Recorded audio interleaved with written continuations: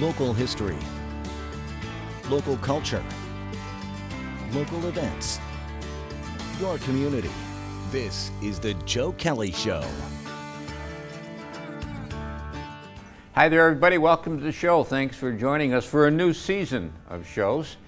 And a good guest to kick off the new season is Frank Tomaino. Frank was the first guest on the first show ever 100 years ago. 23 years ago, Yep, I think, yep, Frank. And one so year. now we kick off a new show, a new season with Frank.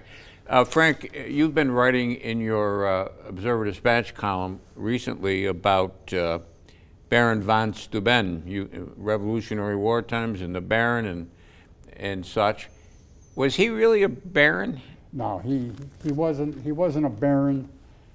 He wasn't a major general. He was a captain in the Prussian army. Okay. But while he was in the Prussian army, he did drill soldiers. And he had been wounded in battle a couple of times, so he was a respected officer in the Prussian army, which was the most disciplined army in the world at that time. We'll talk about how he got over here, but many people will recognize his statue, which is on the east side of Genesee Street in the Memorial Parkway. Yeah, between the Parkway and Pleasant Street. Yeah, and that's one of the most prominent statues in Utica. Oh, sure. Yeah, it's right across from the statue of Vice President Sherman. Right?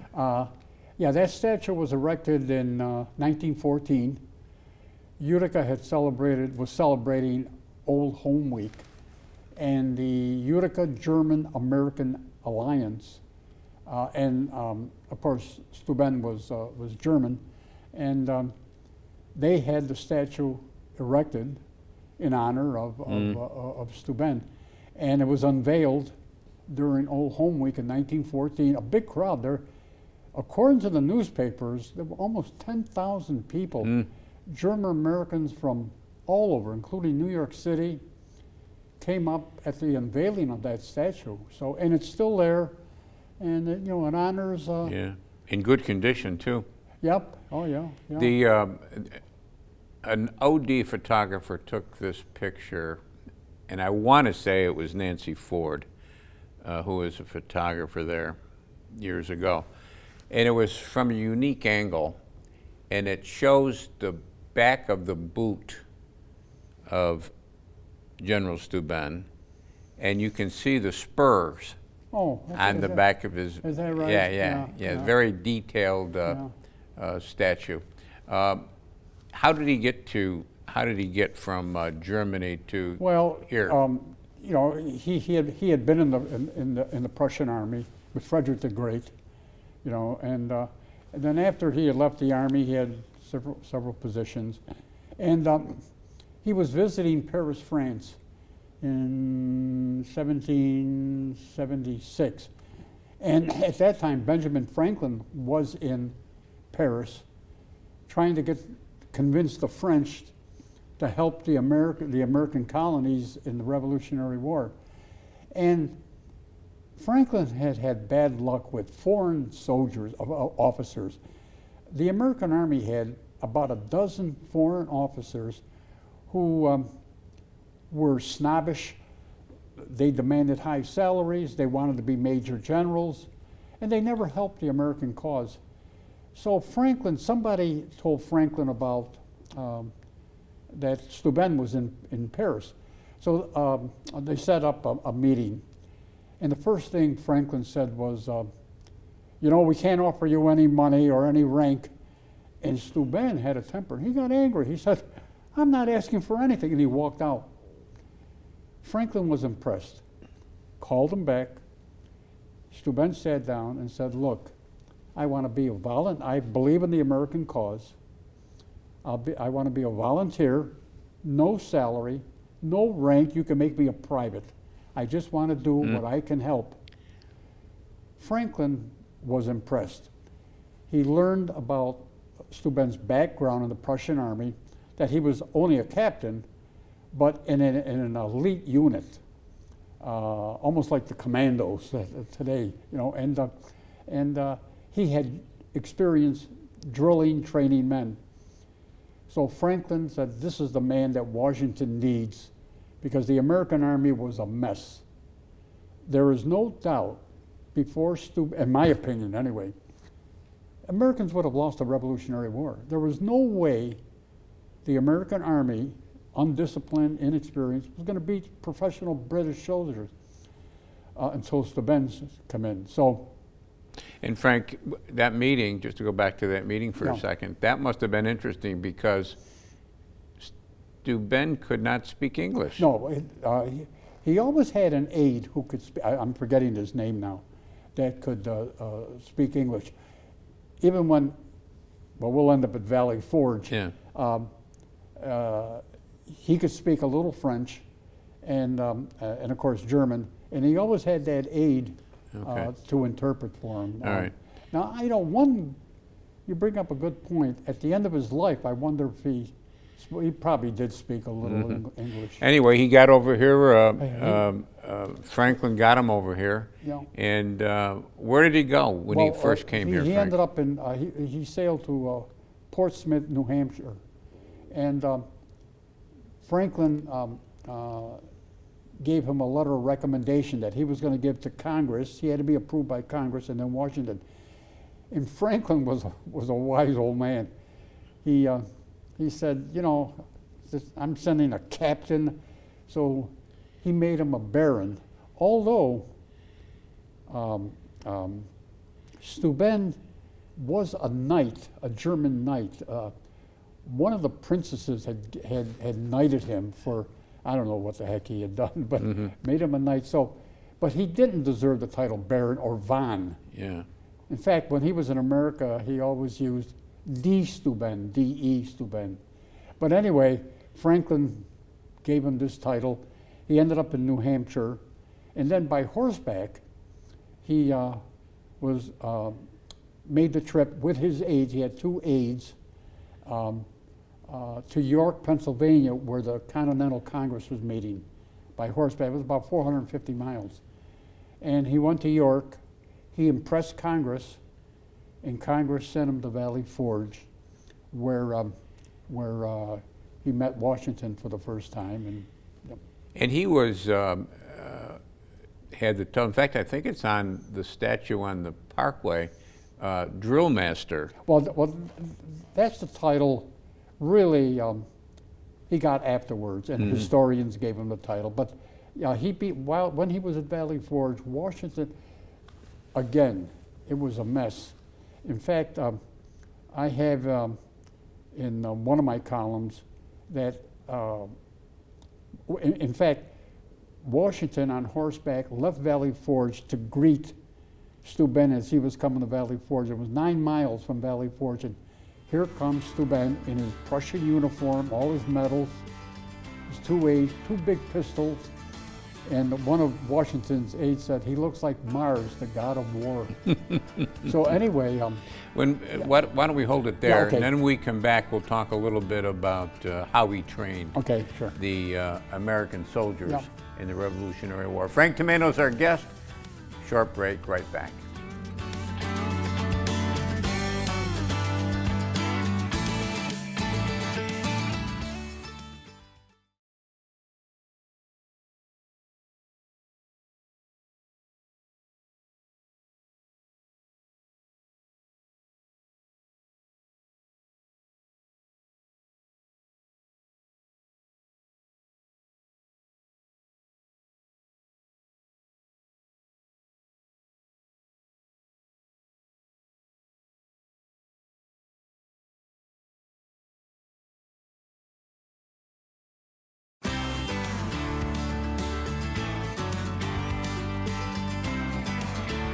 And welcome back, everybody. Thanks for sticking with us. Frank Tomaino is our guest. Frank is a longtime columnist with the Observer-Dispatch. He continues to write his history column, very active up at the Oneida County History Center.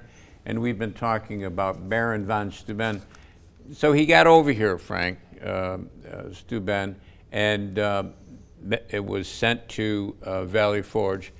Conditions at Valley Forge were pretty bad. Of course, it was the middle of winter, freezing temperatures. There were about 9,000 American soldiers there, most of them hungry, just no shoe. In fact, When he arrived in camp, the first thing that he saw was an American soldier guard standing on his hat to keep his bare feet off the snow. So, so Steuben said, you know, what did I get myself into, you know? Yeah. And it was a mess. Don't forget, these were frontiersmen and farm boys. They had no experience fighting. They never obeyed orders. I mean, there was no such thing as like a major given an order. They just didn't obey orders. There was no discipline. They were hungry because there were members of Congress who wanted to get rid of George Washington and refused to send food to Valley Forge. It was terrible. So Steuben came there, and Washington gave him you've got to drill my men, and you only have 3 months before spring, and you got to do it in freezing temperatures in the snow. There was no manual of arms. They didn't know how to march. Didn't he write a manual of arms? Yeah, well, every night, what he did, he said, I just can't train 9,000 men in 3 months. So he got 120 told Washington, your best soldiers, best sergeants, and he trained them how to march. They didn't know how to use a bayonet, how to march in columns of 4 instead of single line, how to use a musket properly. And every night he would write down what he did. And a couple of years later, that was published as a manual of arms. You know, today anybody in the service, you know, right face, left face, parade rest, that's all in that manual that the Army today still uses, written by Steuben. Naturally, because of modern weapons, you know, they've added to it. But every night he would jot down what he did. And before you know it, he had 120 trained men. And those men went out and started training 100 men. So that's the way he did it. And they claim he would get up 3 o'clock in the morning. He would have them out 4 or 5 o'clock. And these were soldiers who weren't used to training, drilling. But all of a sudden, they liked him because they knew this man was sincere. And all of a sudden, they became proud of being soldiers. There was pride in and units began to compete against one another to be the best unit. So he instilled pride, plus, you know, the skills of a military drill. Did the food shortages, the clothing shortages, did all that come to an end, Frank? Yeah, well, while he was there, not because of him, but while he was there, Washington said, look, we've got to have food because Congress is not. So he assigned General Nathaniel Greene, one of his best generals, to go out to the countryside in Pennsylvania and New Jersey. And what they did is they raided farms and just to get food. So about a month after Steuben arrived, Congress did back off a little bit and began to send food.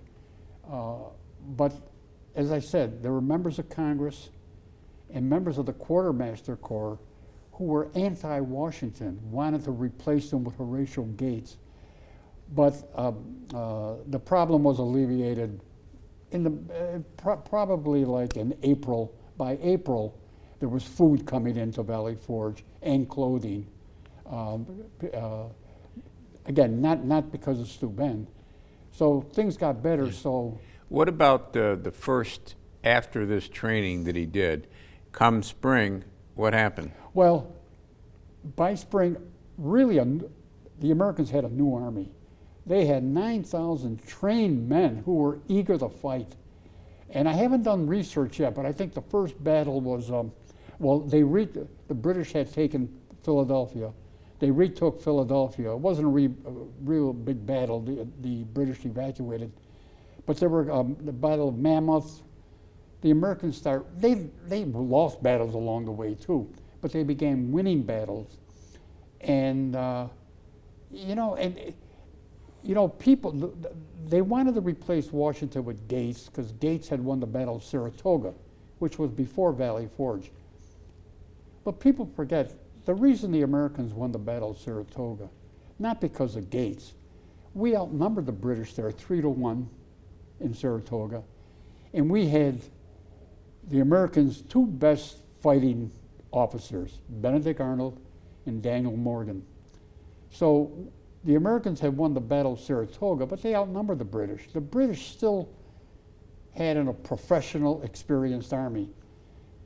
But after Valley Forge, because of Steuben, the American army was well-trained, experienced, they knew how to march into battle, and they began winning battles. So, as I said, really, if it were, in my opinion anyway, if it were not for Steuben, we would have lost the war, and men like Washington, Franklin, and Jefferson would have been hanged as traitors. How close were General Washington and Steuben? Very, very close. Steuben, Washington realized this is the man to drill my soldiers and turn my, ragtag army into a professional army. The war ended in 1783.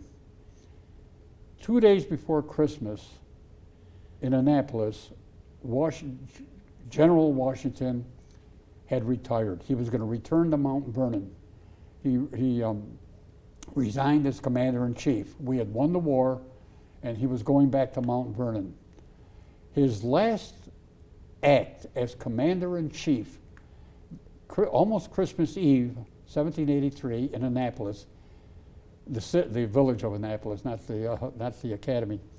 He sat down and he wrote a letter to Baron von Steuben and thanked him and gave him the label, "You were indispensable in us winning the war." And he thanked him.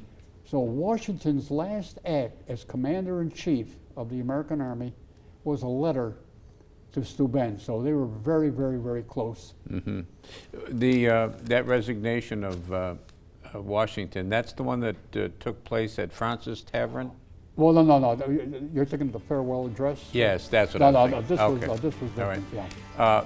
There's two local connections to Steuben and Oneida County. When we come back, let's talk about those. Frank Tomaino's our guest. We're talking about Baron von Steuben. Frank has been writing about the Baron in his weekly column in the Observer-Dispatch. Short break, right back.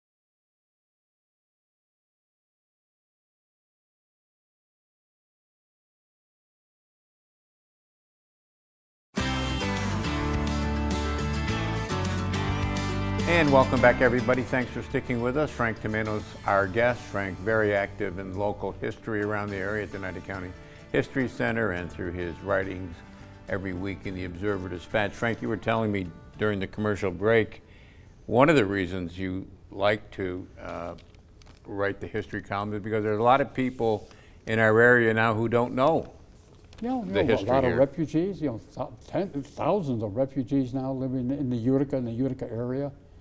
It's similar to when the immigrants came here at the turn of the 20th century. The Germans and the Irish and the Polish. Exactly. Yeah. What did they know about a Horatio Seymour and a Roscoe Conkling? And I think they should be aware of the fact that, we've got a lot of great history here in this area. And we should be proud of it. We should brag about it. And Steuben, who became a son of Oneida County,